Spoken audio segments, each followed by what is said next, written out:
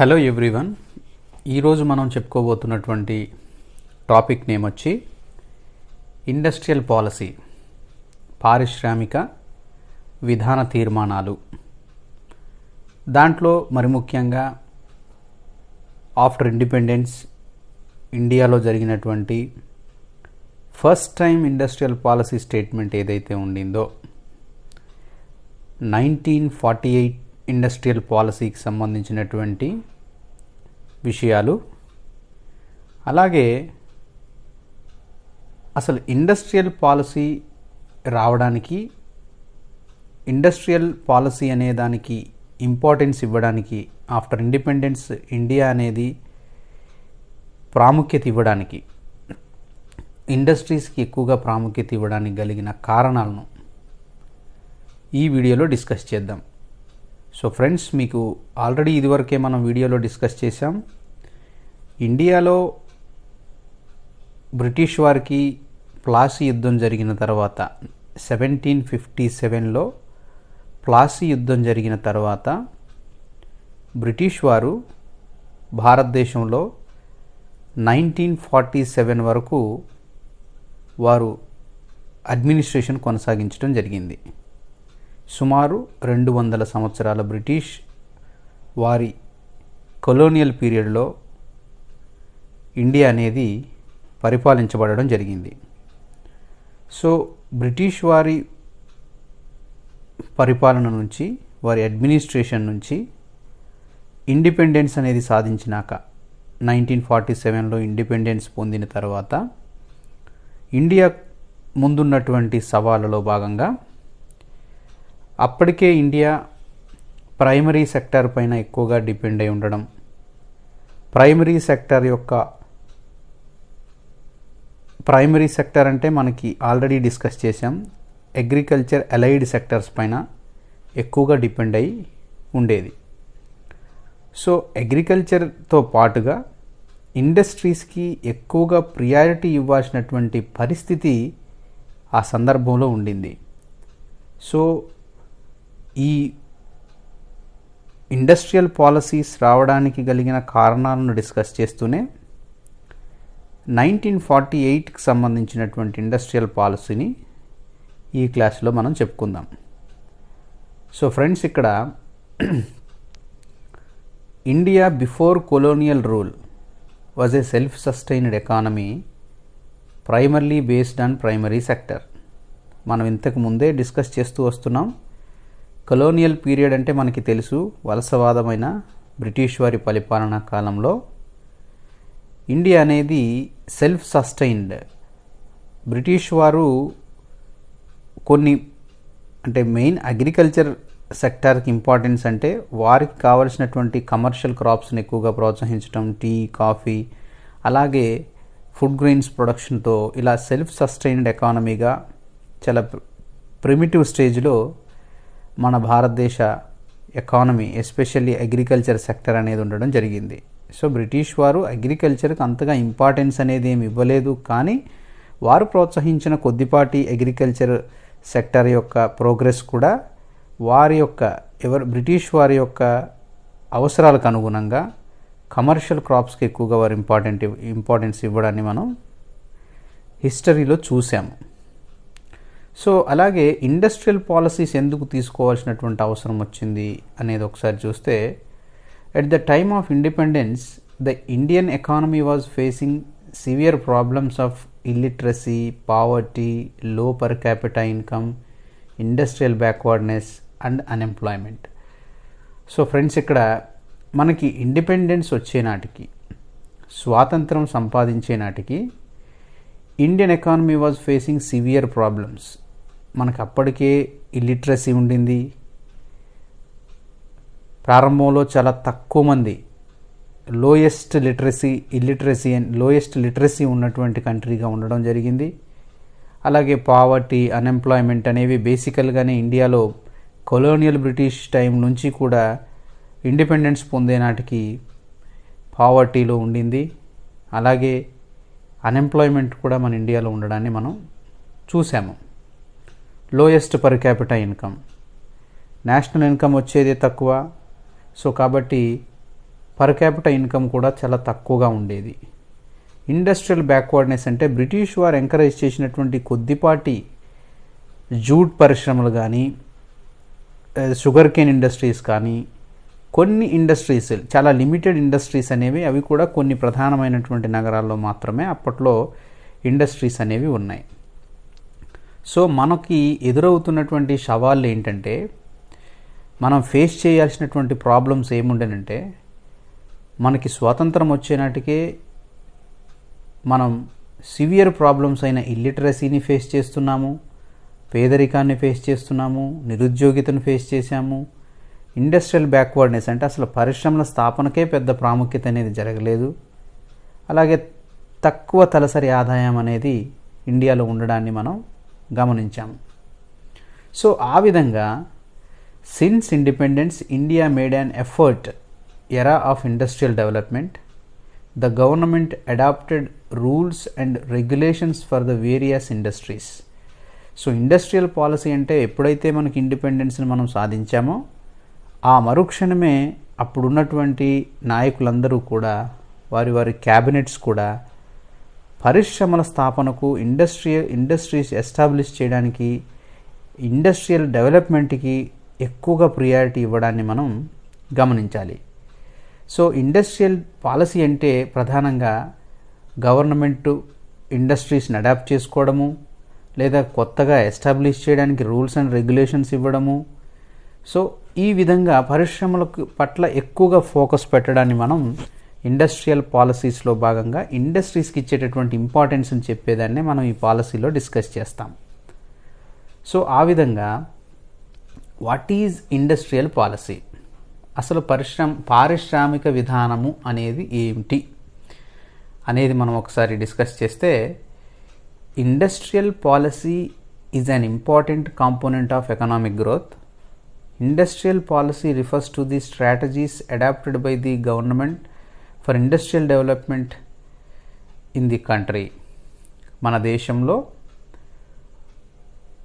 Rapid growth rate జరగాలి అంటే, దేశం సర్వతోముఖాభివృద్ధిని సాధించాలి అంటే, ఇండస్ట్రీస్ అనేవి ఎకనామికల్ గ్రోత్ రేట్ని డిసైడ్ చేయడంలో ఇండస్ట్రీస్ యొక్క పాత్ర అనేది ఎక్కువగా ఉంటుంది. ఎక్కువ ఇండస్ట్రీస్ని ఎస్టాబ్లిష్ చేస్తే, మోర్ ఇండస్ట్రీస్ మనం క్రియేట్ చేయగలిగినట్లయితే మోర్ ఎంప్లాయ్మెంట్ ఆపర్చునిటీస్ అనేవి దొరుకుతాయి. సో ఎంప్లాయ్మెంట్ ఆపర్చునిటీస్ దొరుకుతుంది, పావర్టీని రెడ్యూస్ చేయొచ్చు. ఇలా చాలా పరిష్కారాలు అనేవి ఇండస్ట్రీస్ని ఎస్టాబ్లిష్ చేయడం వల్ల దొరుకుతుంది. నేషన్ అనేది ర్యాపిడ్ గ్రోత్ రేట్ని సాధించాలి అంటే వన్ ఆఫ్ ద కాంపోనెంట్ వచ్చి ఇండస్ట్రీస్ అనేవి ఉన్నాయి. So industrial policy refers to the strategies adopted for the industrial development. Government, ప్రభుత్వం అనేది ఇండస్ట్రీస్ని డెవలప్ చేయడంలో భాగంగా ఎలాంటి వ్యూహాలు అనుసరించాలి, ఎలాంటి పద్ధతులను అనుసరించినట్లయితే ఇండస్ట్రీ డెవలప్మెంట్ అనేది పాసిబుల్ అవుతుంది. సో ఇండస్ట్రీ డెవలప్మెంట్ ఎక్కువగా జరగాలి అంటే ఇండస్ట్రీకి ఒక గవర్నమెంట్ తీసుకునేటటువంటి స్ట్రాటజీస్ పైన, ఒక వ్యూహాల పైన, ప్రభుత్వం తీసుకునే విధానపైన, నిర్ణయాలపైన ఆధారపడి ఉంటుంది. కాబట్టి సో ప్రభుత్వం పరిశ్రమల పట్ల ప్రకటించేటటువంటి ఒక విధానపరమైనటువంటి స్టేట్మెంట్ని, విధానపరమైనటువంటి నిర్ణయాలనే మనం ఇండస్ట్రియల్ పాలసీస్ అని చెప్పి పిలుస్తాం. సో దేశం అభివృద్ధి చెందాలి అంటే ప్రధానంగా ఎన్నో రంగాలు ఉంటాయి. అగ్రికల్చర్ సెక్టర్ కానీ, ఇండస్ట్రియల్ సెక్టర్ కానీ, సర్వీస్ సెక్టర్ కానీ, 3 సెక్టార్స్ యొక్క ఇంపార్టెన్స్ అనేది ఉండింది. But one of the component and one of the important source అనేది ఇండస్ట్రీస్కి ఎక్కువగా ప్రియారిటీ ఇస్తున్నాం. సో ఇండస్ట్రియల్ పాలసీ గురించి ఎందుకు డిస్కస్ చేస్తున్నాం? ఇండస్ట్రీ పాలసీ అనేది ప్రభుత్వం ఇండస్ట్రీస్ని డెవలప్ చేయడం కోసం ఎలాంటి నిర్ణయాలను ప్రకటిస్తుంది, ఎలాంటి స్ట్రాటజీస్ని, ఎలాంటి వ్యూహాలను, ఎలాంటి పద్ధతులను అవలంబిస్తుందో చెప్పేదాన్ని మనం ఇండస్ట్రియల్ పాలసీ అని చెప్పి పిలుస్తున్నాం. ఓకే మిత్రులారా, వాట్ ఈజ్ ఇండస్ట్రియల్ పాలసీలో అసలు ఇండస్ట్రియల్ పాలసీ అనగానే ఏమి అనేది మనం డిస్కస్ చేయడంలో భాగంగా industrial strategy of A country is it's official strategic effort to encourage the development and growth of all parts of the economy and focused on all parts of the manufacturing sector. ఇక్కడ industrial strategy అనే దానికి దేని గురించి చెప్తున్నాము? It is a strategic effort to encourage the development and growth of all parts of the economy. ఈ స్ట్రాటజీని నిర్ణయించడం వల్ల ఎకానమీలో ఉన్నటువంటి అన్ని సెక్టార్స్ అనేవి, ఇండస్ట్రియల్ అలైడ్ సెక్టార్స్ అనేవి డెవలప్ అవుతూ, గ్రోత్ అనేది పాజిబుల్ అవుతూ, దేశ ఎకానమీ అనేది అభివృద్ధి చెందడం అనేది ఈ స్ట్రాటజీని ఎఫర్ట్ చేయడం యొక్క ముఖ్య ఉద్దేశంగా మనం గమనించాలి. సో ఇక్కడ focused on all parts of the manufacturing sectors, అన్ని రకాలైనటువంటి తయారీ రంగాలకు ప్రాముఖ్యతనిచ్చేటటువంటి తీర్మానంగా పారిశ్రామిక తీర్మానాలను మనం చెప్పుకుంటాం. సో ఇండస్ట్రీస్ దేశంలో ఇండస్ట్రీ డెవలప్మెంట్ ఎలా ఉండాలి అనే దానికి సంబంధించి ఒక strategic statement, strategic approach or strategic ఎఫర్ట్నే మనం ఇండస్ట్రియల్ పాలసీ అని చెప్పి పిలుస్తున్నాం. సో ఈ పాలసీ వల్ల, ఈ స్ట్రాటజిక్ ఎఫర్ట్ వల్ల అన్ని మ్యానుఫ్యాక్చరింగ్ సెక్టర్స్ యొక్క డెవలప్మెంట్ని మనం ప్రోత్సహించడం అనేది జరుగుతుంది. అలాగే ఈ ఇండస్ట్రీ పాలసీ యొక్క మెయిన్ ఆబ్జెక్టివ్స్ ఏమున్నాయి? మనం ఎన్నో పాలసీస్ అనేవి ఉన్నాయి, బట్ ఇండస్ట్రీ పాలసీ అనేటటువంటిది గవర్నమెంట్ ఆఫ్ ఇండియా తీసుకునేటటువంటి ఇండస్ట్రియల్ పాలసీ యొక్క ఆబ్జెక్టివ్స్ని ఒకసారి మనం డిస్కస్ చేస్తే, సో ఫస్ట్ ఆబ్జెక్టివ్ ఏంటంటే to maintain a sustained growth rate and productivity. ఇక్కడ సస్టైన్డ్ గ్రోత్ రేట్, పారిశ్రామిక రంగానికి సంబంధించినటువంటి కొనసాగించేటటువంటి లాంగ్ రన్లో వచ్చేటటువంటి డెవలప్మెంట్ని, ఆ వృద్ధి రేట్ని, పరిశ్రమలో జరిగేటటువంటి ప్రొడక్టివిటీ, అలాగే గ్రోత్, ఇండస్ట్రీస్ యొక్క గ్రోత్ అంతా కూడా ఎలా మెయింటైన్ చేయాలి అనే దానికి సంబంధించినటువంటి విషయాలను చేయడం అనేది దీని యొక్క ఇండస్ట్రీ పాలసీ యొక్క మెయిన్ ఆబ్జెక్టివ్గా చెప్పొచ్చు. అంటే దేశంలో ఉన్నటువంటి ఇండస్ట్రీకి సంబంధించినటువంటి అన్ని ఇండస్ట్రీస్ యొక్క సస్టైన్డ్ గ్రోత్ రేట్ని చూడాలి, వాటిల్లో ఉన్నటువంటి ప్రొడక్టివిటీని కూడా మనం చూడాలి అనేది ప్రైమ్ ఆబ్జెక్టివ్గా చెప్పవచ్చు. అలాగే to create more employment opportunities, మనం చెప్పాము, ఇదివరకు చెప్పుకుంటూ వస్తున్నాము, డిస్కస్ చేస్తూ వస్తున్నాము. ఇండస్ట్రీస్ అనేవి ఎస్టాబ్లిష్ అయితే, అవి స్మాల్ స్కేల్ ఇండస్ట్రీ కానివ్వండి, లార్జ్ స్కేల్ ఇండస్ట్రీస్ కానివ్వండి, మీడియం స్కేల్ ఇండస్ట్రీస్ కానివ్వండి, ఏ స్కేల్ ఇండస్ట్రీస్ అయినా కూడా ఇండస్ట్రీస్ అనేవి ఎక్కువగా ఎస్టాబ్లిష్ అవుతున్నప్పుడు ఆయా ప్రాంతాల్లో లేదా ఆయా లొకాలిటీలో ప్రజలకు ఎంప్లాయ్మెంట్ ఆపర్చునిటీస్ అనేవి దొరుకుతాయి. సో కాబట్టి ర్యాపిడ్ ఇండస్ట్రియలైజేషన్ అనేది సాధ్యమైనప్పుడు, ఇండస్ట్రీస్ ఎక్కువగా దేశానికి వస్తున్నప్పుడు మోర్ ఎంప్లాయ్మెంట్ ఆపర్చునిటీస్ అనేవి క్రియేట్ అవుతాయి. సో దీనివల్ల అన్ఎంప్లాయ్మెంట్ ప్రాబ్లాన్ని ఎరాడికేషన్ చేయొచ్చు, పావర్టీ ప్రాబ్లాన్ని మనకు ఒక సొల్యూషన్ అనేది దొరుకుతుంది. సో ఇండస్ట్రీ పాలసీ యొక్క సెకండ్ ఆబ్జెక్టివ్ వచ్చి ఎంప్లాయ్మెంట్ ఆపర్చునిటీస్ని క్రియేట్ చేయడము, యాజ్ వెల్ యాజ్ ఇటు జాబ్ క్రియేషన్ ఉంటుంది, పావర్టీని కూడా రెడ్యూస్ చేయడానికి అవకాశం అనేది ఉంటుంది. అలాగే optimum utilisation of human resource. Optimum utilisation of human resources అని అంటే దేశంలో ఉన్నటువంటి మానవ వనరులు ఏవైతే ఉన్నాయో, మనకిది తెలుసు, ఇండియా అనేది 2011 పాపులేషన్ సెన్సెస్ ప్రకారము 121 కోట్ల పైచిలుకు జనాభా అనేది ఉండింది. సో ఈ 121 కోట్ల పైచిలుకు జనాభాకు ఇంతమంది వర్క్ ఫోర్స్ ఉన్నటువంటి కంట్రీలో, ఎక్కువ పాపులేషన్ ఉన్నటువంటి కంట్రీలో మెజారిటీ హ్యూమన్ రిసోర్సెస్ ఏదైతే ఉంటుందో ఎక్కువ మంది జనాభాను మనం యూజ్ చేసుకోవడానికి అవకాశం అనేది ఉంటుంది. అంటే ఎంప్లాయ్మెంట్ ఆపర్చునిటీస్ని క్రియేట్ చేయడానికి అవకాశం అనేది ఈ ఇండస్ట్రియల్ పాలసీ వల్ల మనకి ఏర్పడుతుంది.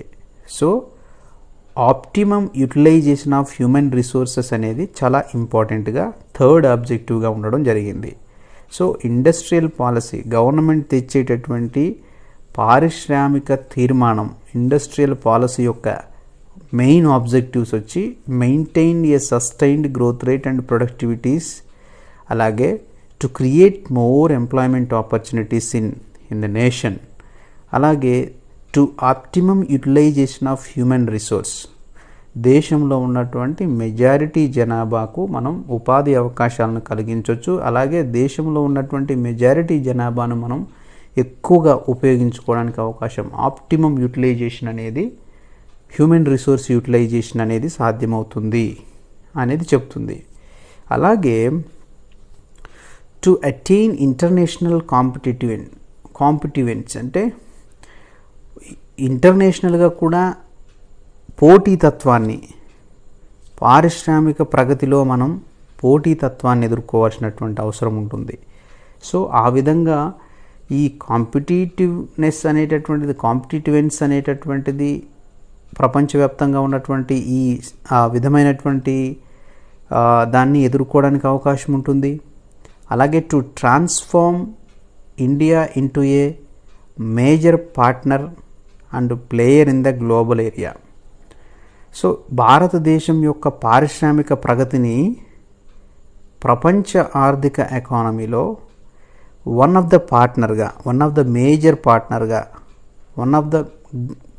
One of the best player global ఎకానమీలో, ప్రపంచ ఆర్థిక వ్యవస్థలోనే భారతదేశ ఆర్థిక వ్యవస్థను వన్ ఆఫ్ ద బెస్ట్ ఎకానమీగా తీర్చిదిద్దడం అనేటటువంటిది ఈ ఇండస్ట్రియల్ పాలసీ యొక్క ప్రైమ్ ఆబ్జెక్టివ్గా మనం చెప్పుకోవచ్చు. సో ప్రధానంగా ఆర్థిక వ్యవస్థలో ఉన్నటువంటి పారిశ్రామిక రంగాలకు సంబంధించినటువంటి సస్టైన్డ్ గ్రోత్ రేట్, ప్రొడక్టివిటీని మెయింటైన్ చేయడము, మోర్ ఎంప్లాయ్మెంట్ ఆపర్చునిటీస్ని క్రియేట్ చేయాలి. ఈ ఇండస్ట్రియల్ పాలసీ స్టేట్మెంట్స్ ద్వారా దేశంలో ఎంప్లాయ్మెంట్ ఆపర్చునిటీస్ని క్రియేట్ చేయాలి. దేశంలో ఉన్నటువంటి పాపులేషన్లో మెజారిటీ పాపులేషన్ని ఇండస్ట్రియల్ వర్కర్స్గా, ఇండస్ట్రియల్లో జాబ్ క్రియేషన్ ఇస్తూ optimum utilisation of human resources అనేటటువంటిది అచీవ్ అవ్వాలి. అలాగే ఇంటర్నేషనల్ కాంపిటెంటివ్ అనేటటువంటి దాన్ని చూడాలి. అలాగే to transform India into a major partner and player in the global area అనేటటువంటి దాన్ని కూడా పరిశీలించాలి. So these are the main objective of industrial policy. ఆ తర్వాత balanced growth, regional growth.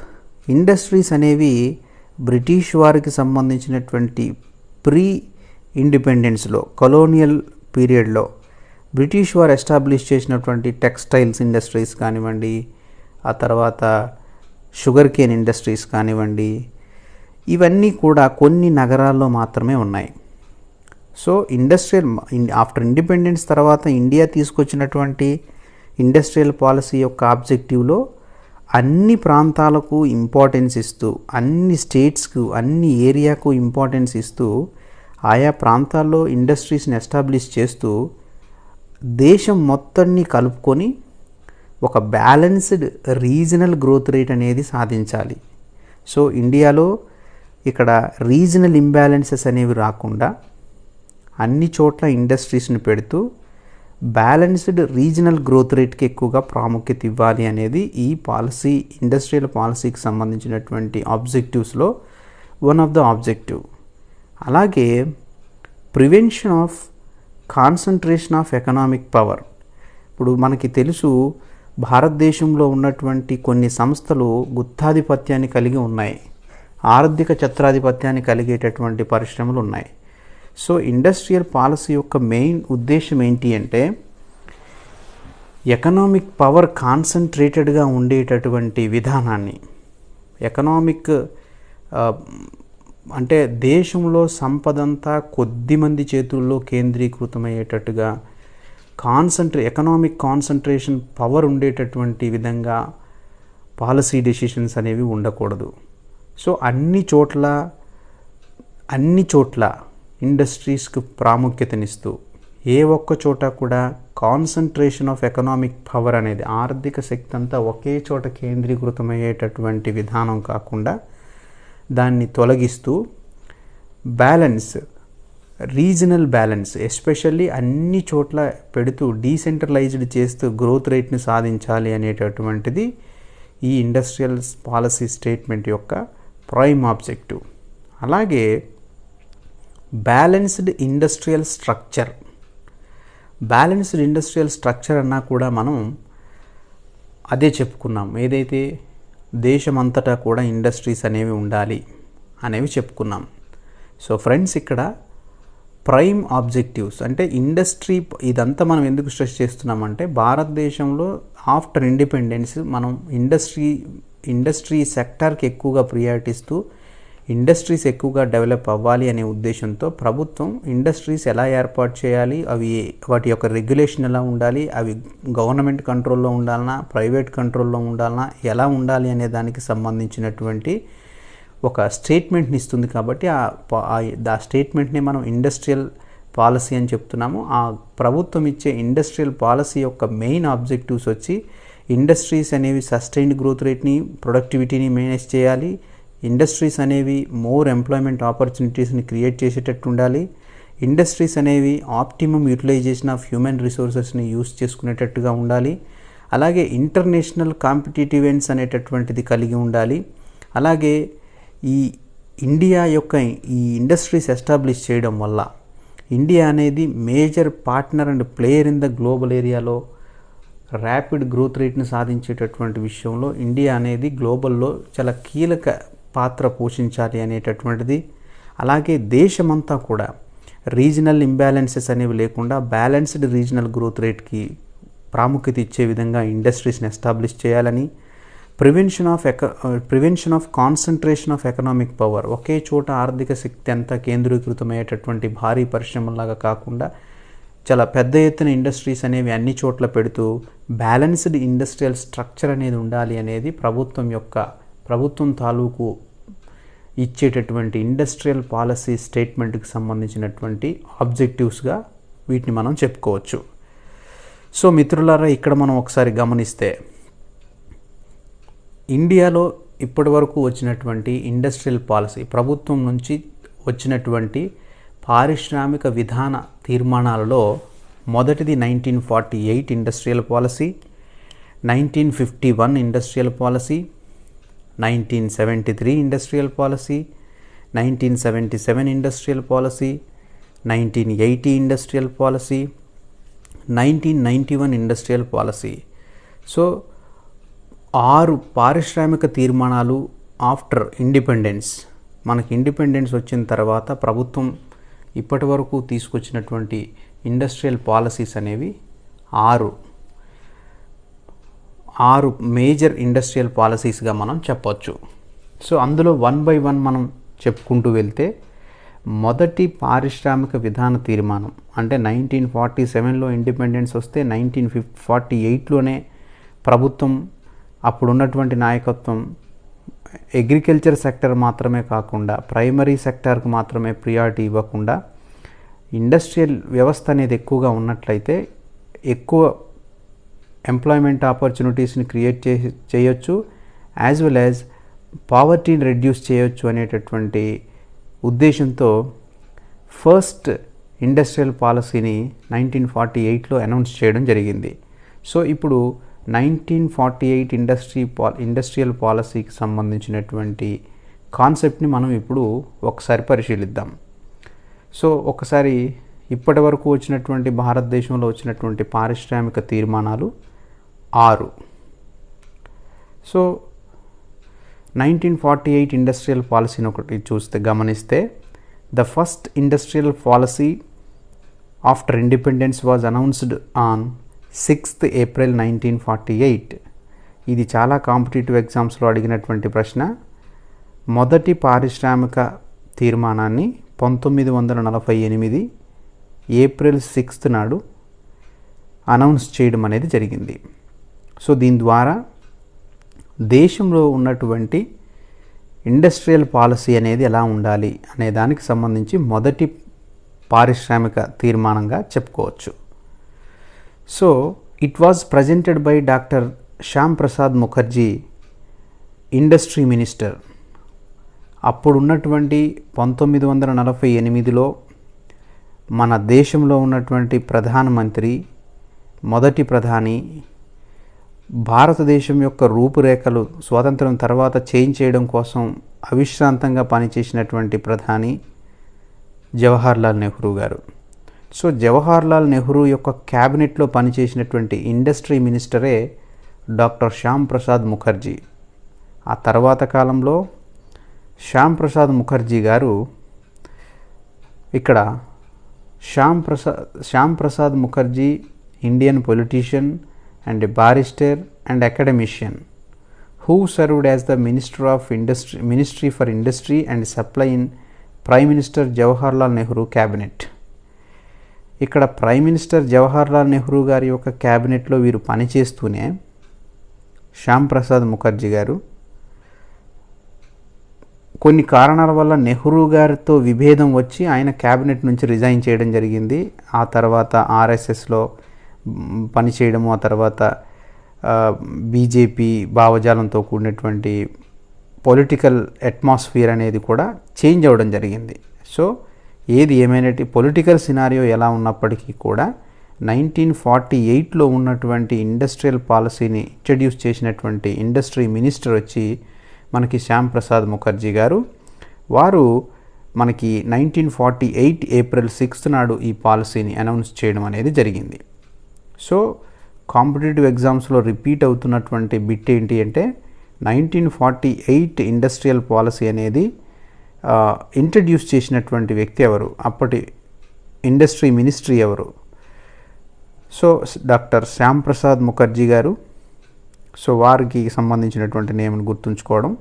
1948 April 6 నాడు ఈ యొక్క ఇండస్ట్రియల్ పాలసీ అనేటటువంటిది అనౌన్స్ అవ్వడం జరిగింది అనేది ఇక్కడ మనం గుర్తుంచుకోవాల్సినటువంటి విషయం. ఆ తరువాత 1948 ఇండస్ట్రీ పాలసీ యొక్క మెయిన్ గోల్స్ ఏంటి? The main goal of this policy was to accelerate the industrial development by introducing A mixed economy wear the private and public was accepted and as important in the development of the economy. ఇక్కడ మనం పరిశీలిస్తే శ్యామ్ ప్రసాద్ ముఖర్జీ గారు ఈ స్టేట్మెంట్ని, ఈ పాలసీని introduce చేశారు అని మనం చెప్పుకున్నాం. సో వారి అప్పుడున్నటువంటి మొట్టమొదటి స్వాతంత్రం తర్వాత ఏర్పడినటువంటి ప్రభుత్వం యొక్క లక్ష్యం ఎలా ఉండింది అంటే ఇండియా యొక్క ఎకానమీని వీరు ఇండస్ట్రియల్ డెవలప్మెంట్ని జరుగుతూనే, ఇండస్ట్రీ యొక్క డెవలప్మెంట్కి యాక్సలరేషన్ అనేది ఇస్తూనే భారతదేశం యొక్క ఎకానమీని వీరు మిక్స్డ్ ఎకానమీగా భావించారు. అంటే పబ్లిక్ ప్రియారిటీ, ప్రైవేట్ వారి యొక్క ప్రియారిటీ, ఇద్దరి యొక్క భాగస్వామ్యం, ఎకానమీలో పబ్లిక్ ప్రైవేట్ ఇద్దరి యొక్క భాగస్వామ్యంతో ఎకానమీని రన్ చేయడాన్ని మనం మిక్స్డ్ ఎకానమీ అంటాం. సో ఈ సందర్భంగా మనం చెప్పుకునేటటువంటి మరొక మాట ఏంటంటే ఎకానమీ అనేవి మొత్తం 3 రకాలు ఉంటాయి. ఒకటి క్యాపిటలిస్ట్ ఎకానమీ అని, 2 సోషలిస్ట్ ఎకానమీ అని, 3 మిక్స్డ్ ఎకానమీ అని మనం చెప్పుకుంటాము. సో ఇవి డెఫినేషన్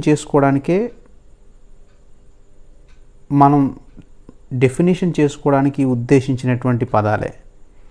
సో ఈ మోడర్న్ ఎకానమీ టైంలో ఏ కంట్రీ కూడా మనం చెప్పే డెఫినేషన్ ఫ్రేమ్వర్క్లో లేవు. ఫర్ ఎగ్జాంపుల్ క్యాపిటలిస్ట్ ఎకానమీ అని అనుకుందాం. క్యాపిటలిస్ట్ ఎకానమీకి యొక్క డెఫినేషన్ ఏం చెప్పుకున్నాము అంటే ఈ ఫ్యాక్టర్స్ ఆఫ్ ప్రొడక్షన్స్ అనేటటువంటి ల్యాండ్, లేబర్, క్యాపిటల్, ఆర్గనైజేషన్ అనబడేవన్నింటిపైన కూడా డెసిషన్ చేసుకునేటటువంటి అధికారం కానీ అంత నిర్ణయాధికారం అంతా కూడా ప్రైవేట్ వ్యక్తులకు అవకాశం ఉండి, అలాగే పూర్తిగా మార్కెట్ శక్తులపైన ఉండడం, ప్రాఫిట్ మేకింగ్ మీద ఆధారపడి ఉన్నటువంటి ఎకానమీని ఏమంటాము అంటే క్యాపిటలిస్ట్ ఎకానమీ అని చెప్పి పిలుస్తాం. మరి సోషలిస్ట్ ఎకానమీ అంటే ఈ ల్యాండ్, లేబర్, క్యాపిటల్ అనేటటువంటి ఫ్యాక్టర్స్ ఆఫ్ ప్రొడక్షన్ పైన ఈ పవర్ అంతా కూడా ప్రభుత్వానికే ఉందనుకోండి, అన్నీ కూడా ప్రభుత్వం చేతుల్లోనే ఉంటే దాన్ని సోషలిస్ట్ ఎకానమీ అంటాం. సో కొంత ప్రైవేటు వ్యక్తుల భాగస్వామ్యము, కొంత ప్రభుత్వం యొక్క భాగస్వామ్యము ఉన్నటువంటి దాన్ని మిక్స్డ్ ఎకానమీ అంటాము. ఉదాహరణకు మిక్స్డ్ ఎకానమీకి ఎగ్జాంపుల్ వచ్చి ఇండియానే. సో అయితే ఈ డెఫినేషన్ ప్రకారం మనం మోడర్న్ టైమ్స్లో మనం ఏ దేశాన్ని ఎగ్జాంపుల్గా చెప్పలేము. బికాజ్ ఏంటంటే ప్రతి కమ్యూనిస్ట్ కంట్రీ కూడా పబ్లిక్ ప్రైవేట్ పార్ట్నర్షిప్తో నడుస్తున్నాయి. అంటే ప్యూర్ గవర్నమెంట్ అనేది ఏ కంట్రీ ఇప్పుడు లేదు, ప్రస్తుతానికి లేదు. బట్ అకార్డింగ్ టు డెఫినేషన్ మనం చేసుకున్నాం కాబట్టి capitalist economy, socialist economy, mixed economy అనేది ఒక ఎకనామికల్ ఫ్రేమ్వర్క్ చేసుకోవడానికి, ఎకానమీ అనేది ఎలా ఉన్నది అని చెప్పడానికి మనం ఫ్రేమ్వర్క్ చేసుకున్నదే. కానీ మోడర్న్ టైంలో మనం చెప్తున్నటువంటి అమెరికాలో కూడా కంప్లీట్ ప్రైవేట్ భాగస్వామ్యము లేదు, కంప్లీట్ గవర్నమెంట్ డామినేషన్ అనేది లేదు. యాజ్ వెల్ యాజ్ చైనాలో కానీ రష్యాలో కానీ చూసుకున్నట్లయితే అక్కడ మొత్తం ప్రభుత్వమే చూస్తుంది అనేది కూడా లేదు. అక్కడ కూడా ప్రైవేట్ యొక్క ఇన్వెస్ట్మెంట్స్ అనేవి రావడం జరిగింది. సో అక్కడ కూడా ప్రైవేట్ యొక్క బిజినెస్ అనేది నడుస్తుంది. సో ఇండియాలో కూడా మొదటి నుంచి మనం ఫ్రేమ్ చేసినటువంటి ఎకానమీ మిక్స్డ్ ఎకానమీ. ఇక్కడ ఈ ఆర్థిక వ్యవస్థలో పబ్లిక్కి అంటే ప్రభుత్వానికి, ప్రైవేట్ వ్యక్తులకు ఇద్దరికి భాగస్వామ్యం ఉండడాన్ని మనం గమనించాలి. సో ఇక్కడ ఈ పబ్లిక్ సెక్టార్కి అనేది ఎక్కువగా ప్రాముఖ్యతనివ్వడం అనేది జరిగింది. పబ్లిక్ ప్రైవేట్కి ఇంపార్టెన్స్ ఇచ్చారు. బట్ 1948 ఇండస్ట్రియల్ పాలసీని మనం ఒకసారి గమనిస్తే it saw the Indian economy in socialistic pattern. The large industries were classified into 4 categories. మొత్తం దేశంలో ఉన్నటువంటి ఇండస్ట్రీస్ని, లార్జ్ ఇండస్ట్రీస్ అందరినీ, భారీ పరిశ్రమలన్నింటినీ కూడా 4 ఇక్కడ ఇండియన్ ఎకానమీ సోషలిస్టిక్ ప్యాటర్న్స్ అని అన్నాం. ఈ పదం మనం ఎందుకు వాడుతున్నామంటే మనకి ఇండిపెండెన్స్ వచ్చే నాటికి అప్పుడు ఉన్నటువంటి లీడర్స్ అందరూ కూడా, పొలిటికల్ లీడర్స్ చాలా వరకు సోషలిస్ట్ ఇన్ఫ్లుయెన్స్తో ఉన్నటువంటి వారిని మనం ఉన్నవారినే మనం చెప్పుకోవచ్చు. బికాజ్ ఆ టైంలో ఉన్నటువంటి సోషలిస్ట్ భావజాలానికి చాలామంది ఆకర్షితులయ్యారు. బెస్ట్ ఎగ్జాంపుల్ ఏంటంటే రష్యాలో సక్సెస్ అయినటువంటి 5 years ప్లాన్ని తీసుకొచ్చి ఇండియాలో అడాప్ట్ చేసుకున్నాం మనం. బికాజ్ అప్పుడు 1929-30లో వచ్చిన గ్రేట్ డిప్రెషన్లో అన్ని కంట్రీస్ ఎఫెక్ట్ అయినా కూడా రష్యా ఎఫెక్ట్ అవ్వకుండా ఉండడానికి మెయిన్ రీజన్ ఏంటంటే ఆ కంట్రీలో సిస్టమేటిక్గా 5 years ప్లాన్స్ అనేవి అక్కడ అమలు జరుగుతున్నాయి. సో వాటిని అక్కడ ఉన్నటువంటి ది బెస్ట్ని ఇండియాలో తీసుకురావడం జరిగింది.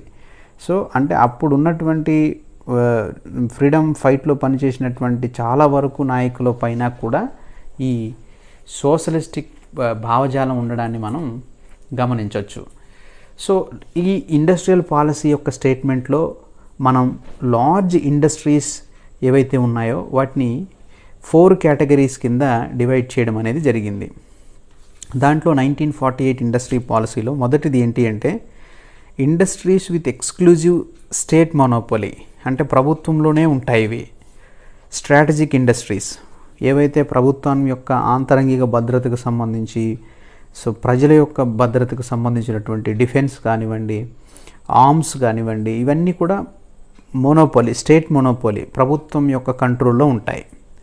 అలాగే ఇండస్ట్రీస్ విత్ గవర్నమెంట్ కంట్రోల్, ప్రభుత్వ కంట్రోల్లో నడిచేటటువంటి పరిశ్రమలు ఉండాలి.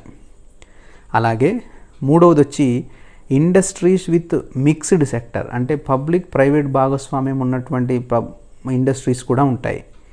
ఆ తర్వాత 4th కేటగిరీలో industries in the private sector, ప్రైవేట్లో కూడా ఉంటాయి. సో 1948 ఇండస్ట్రియల్ పాలసీ అనేది ఇండస్ట్రీస్ని బ్రాడ్గా 4 కేటగిరీస్ కింద డివైడ్ చేసింది. ఒకటి ఏంటంటే పరిశ్రమలు ప్రభుత్వం యొక్క కంట్రోల్లోనే ఉండేవి, ప్రభుత్వం యొక్క మొనోపోలీలోనే ఉండేవి. రైల్వేస్ కానివ్వండి, తర్వాత డిఫెన్స్ కానివ్వండి, దానికి సంబంధించినవన్నీ కూడా కంప్లీట్ గవర్నమెంట్ యొక్క మొనోపోలీ ఉంటుంది. తర్వాత వచ్చి కొన్ని గవర్నమెంట్ కంట్రోల్లో నడిచేటటువంటి ఇండస్ట్రీస్ ఉంటాయి. అలాగే ఇండస్ట్రీస్ గవర్నమెంట్ ప్లస్ ప్రైవేట్ భాగస్వామ్యంతో ఉండేవి 3వ కేటగిరీలో ఉంటాయి. ఇక 4th కేటగిరీలో అన్ని ప్రైవేట్ ఇండస్ట్రీస్ అనేవి ఉండడాన్ని మనం గమనించవచ్చు. ఇక తర్వాత మనం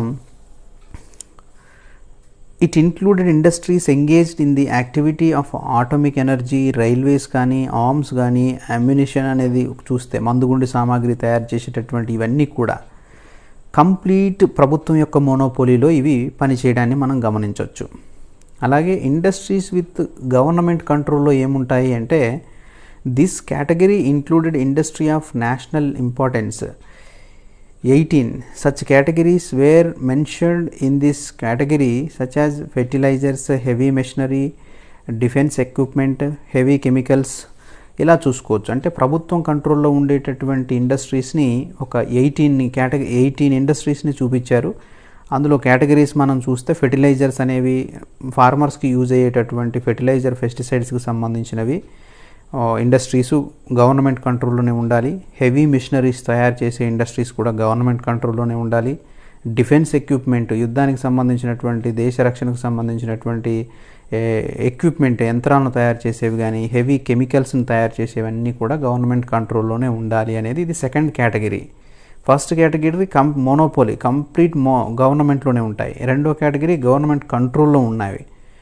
ఇక మూడవది వచ్చేసి ఇండస్ట్రియల్ విత్ మిక్స్డ్ సెక్టర్. అవేంటి అంటే this category included industrial that were allowed to operate independently in the private or public sector. So industries అనేవి రెండు సెక్టార్లకు సంబంధించి ప్రభుత్వము ప్రైవేట్ భాగస్వామ్యంలో ఉన్నటువంటి వాటిని మనం మిక్స్డ్ ఎకానమీలో అంటే మూడో కేటగిరీలో చేర్చారు. ఆ తర్వాత the government was allowed to review the situation to acquire and existing private undertaking. ఇక ఫోర్త్ కేటగిరీని చూస్తే industries in private sector. Private భాగస్వామ్యంలో ఉన్నటువంటి పరిశ్రమలను ఒకసారి మనం గమనిస్తే industries which were not mentioned in the above category fall in this category. ఇప్పుడు ఆ మూడు కేటగిరీస్లో లేని ఇండస్ట్రీస్ ఏవైతే ఉంటాయో అవన్నీ వచ్చి ప్రైవేట్ కేటగిరీలో ఉంటాయి. సో 1948 ఇండస్ట్రియల్ పాలసీ మనకి స్ట్రెస్ చేసి చెప్తున్నది ఏంటి అంటే ఇండస్ట్రీస్ అన్నీ కూడా ఇండియాలో బ్రాడ్ కేటగిరీగా 4 కేటగిరీస్ చేశారు. ఒకటి గవర్నమెంట్ మోనోపోలీలో పనిచేసేవి, 2 గవర్నమెంట్ కంట్రోల్లో పనిచేసేవి, 3వది గవర్నమెంట్ ప్లస్ ప్రైవేట్ భాగస్వామ్యంతో నడిచేది, 4వది కంప్లీట్ ప్రైవేట్ భాగస్వామ్యంతో నడిచేవి. సో అలాగే high importance was granted to small business and small industries leading to the utilization of local resources and creating employment. So 1948 industrial policy అనేది highest importance ఇచ్చినటువంటిది ఏంటి అంటే small scale ఇండస్ట్రీస్కి, చిన్న తరహా పరిశ్రమలకు ఎక్కువగా ఇంపార్టెన్స్ ఇవ్వడం జరిగింది. సో దీని ద్వారా లోకల్లో ఉన్నటువంటి రిసోర్సెస్ అనేవి డెవలప్ అవుతాయి. ఎప్పుడైతే స్మాల్ స్కేల్ ఇండస్ట్రీస్కి మనం ప్రియారిటీ ఇస్తామో, స్మాల్ స్కేల్ ఇండస్ట్రీస్కి ప్రియారిటీ ఇచ్చినప్పుడు అవి స్మాల్ స్కేల్ ఇండస్ట్రీలు అనేవి ప్రధానంగా విలేజ్లలో, మండలాలలో ఏర్పాటు చేయడం జరుగుతుంది. అవి ప్రధానంగా ఆ ప్రాంతంలో ఉన్నటువంటి రిసోర్సెస్ పైన ఆధారపడి ఇండస్ట్రీస్ ఎస్టాబ్లిష్ అవుతాయి. సో దీనివల్ల ఏమవుతుందంటే లోకల్ ఏరియాలో ఉన్నటువంటి రిసోర్స్ మొబిలైజేషన్తో పాటు లోకల్లో ఉన్నటువంటి యూత్కి ఎంప్లాయ్మెంట్ ఆపర్చునిటీస్ దొరుకుతాయి. సో కాబట్టి హై స్మాల్ స్కేల్ ఇండస్ట్రీస్ అనేవి ఎస్టాబ్లిష్ అయితే ఎంప్లాయ్మెంట్ అనేది ఎక్కువగా జనరేట్ చేయొచ్చు. అన్ఎంప్లాయ్మెంట్ని మనం దేశంలో నుంచి ఎరాడికేషన్ చేసి పడేయచ్చు. సో స్మాల్ స్కేల్ ఇండస్ట్రీస్కి ఎక్కువగా ప్రాముఖ్యతనిచ్చింది ఈ ఇండస్ట్రియల్ పాలసీ. సో దీనివల్ల స్మాల్ స్కేల్ ఇండస్ట్రీస్ ఎస్టాబ్లిష్ చేయడం వల్ల లోకల్ రిసోర్సెస్ యూజ్ అవుతాయి, as well as job or employment opportunities కూడా క్రియేట్ అవుతాయి. సో ఇక్కడ మనం గమనిస్తే ఈ ఇండస్ట్రియల్ పాలసీకి సంబంధించినటువంటి ఓవర్లుక్ మొత్తం 1948 ఇండస్ట్రియల్ పీరియడ్కి సంబంధించినటువంటి ఇండస్ట్రియల్ పాలసీకి సంబంధించినటువంటి స్టేట్మెంట్ని ఓవరాల్గా ఒక బ్రాడ్ లుక్లో 3 పాయింట్లో చెప్తే, నెంబర్ 1 ఏంటంటే it declared the Indian economy as mixed economy. మొదటి పారిశ్రామిక తీర్మానం అనేది భారతదేశం యొక్క ఆర్థిక వ్యవస్థను మిశ్రమ ఆర్థిక వ్యవస్థగా వివరించింది. సెకండ్ పాయింట్ వచ్చి ఈ industrial policy small scale and cottage ఇండస్ట్రీస్కి ఎక్కువగా ప్రియారిటీ ఇచ్చింది. Number 3 the government imposed restriction on foreign investments. ప్రభుత్వం విదేశీ పెట్టుబడుల పైన నియంత్రణ విధించింది. అంటే నిషేధం అని అనకూడదు కానీ రిస్ట్రిక్షన్స్, రూల్స్ అండ్ రెగ్యులేషన్స్తో నడవాలి అనేటటువంటిది ఇవ్వడం జరిగింది. సో మనకి ఎనీ కాంపిటేటివ్ ఎగ్జామ్స్లో మీరు ప్రిపేర్ అయ్యేటప్పుడు 1948 ఇండస్ట్రియల్ పాలసీ బండ గుర్తుగా మనం గుర్తుపెట్టుకోవాల్సింది ఏంటి అంటే ఫస్ట్ పాయింట్ వచ్చి ఇండియన్ ఎకానమీని మిక్స్డ్ ఎకానమీగా ఐడెంటిఫై చేశారు, as well as small scale and cottage ఇండస్ట్రీస్కి ఎక్కువగా ప్రియారిటీ ఇచ్చారు. The government imposed restriction on foreign ఇన్వెస్ట్మెంట్కి ఎక్కువగా ప్రాముఖ్యతనివ్వడం జరిగింది. సో ఈ విధంగా ఇండియాలో ఇండిపెండెన్స్ వచ్చిన తర్వాత వచ్చినటువంటి ఇండస్ట్రియల్ పాలసీస్లో భాగంగా మొదటి ఇండస్ట్రియల్ పాలసీని మనం ఈరోజు చెప్పుకున్నాం. సో 6 పారిశ్రామిక తీర్మానాలు జరిగాయి. అందులో ఫస్ట్ది వచ్చేసి 1948 ఇండస్ట్రియల్ పాలసీ స్టేట్మెంట్ అనేది. దీన్ని ఇంట్రడ్యూస్ చేసినటువంటి వ్యక్తి, దీన్ని ప్రవేశపెట్టినటువంటి వ్యక్తి డాక్టర్ శ్యామ్ ప్రసాద్ ముఖర్జీ. 1948 ఏప్రిల్ 6 నాడు దీన్ని ఈ పాలసీని పెట్టడం జరిగింది. వీరు నెహ్రూ క్యాబినెట్లో ఇండస్ట్రీ మినిస్టర్గా ఉండడం జరిగింది. ఆ తర్వాత ఈ 1948 ఇండస్ట్రియల్ పాలసీ అనేది ఇండియన్ ఎకానమీని మిక్స్డ్ ఎకానమీగా చెప్పింది. ఇండస్ట్రీస్ని దేశంలో 4 కేటగిరీలుగా చెప్పింది. ఈ తీర్మానం అనేది భారతదేశంలో ఉండేటటువంటి పరిశ్రమలు 4 రంగాలుగా ఉంటాయి. ఒకటి కంప్లీట్ మోనోపోలీ, ప్రభుత్వ ఆధీనంలో ఉండేవి. రెండోది ప్రభుత్వం కంట్రోల్లో ఉండేవి. మూడోది ప్రభుత్వము ప్రైవేట్ భాగస్వామ్యంతో ఉండేది. నాలుగోది కంప్లీట్ ప్రైవేటుకు సంబంధించినటువంటి ఇండస్ట్రీలుగా ఈ ఇండస్ట్రియల్ పాలసీ చెప్పడం జరిగింది. అలాగే ఈ పారిశ్రామిక తీర్మానం ఎక్కువగా ప్రాముఖ్యతనిచ్చింది స్మాల్ స్కేల్ ఇండస్ట్రీస్ అండ్ కాటేజెస్కి. అలాగే ఫారెన్ ఇన్వెస్ట్మెంట్స్ ఏవైతే ఉన్నాయో, విదేశీ పెట్టుబడులు ఏవైతే ఉన్నాయో వాటిపైన రిస్ట్రిక్షన్స్ అనేది కూడా విధించడం జరిగింది ఈ పారిశ్రామిక తీర్మానంలో. సో ఫ్రెండ్స్, ఇది ఇవాల్టి 1948 ఇండస్ట్రియల్ పాలసీ సంబంధించినటువంటి సంక్షిప్త సమాచారం. So do subscribe academic discussions channel. Thank you for watching.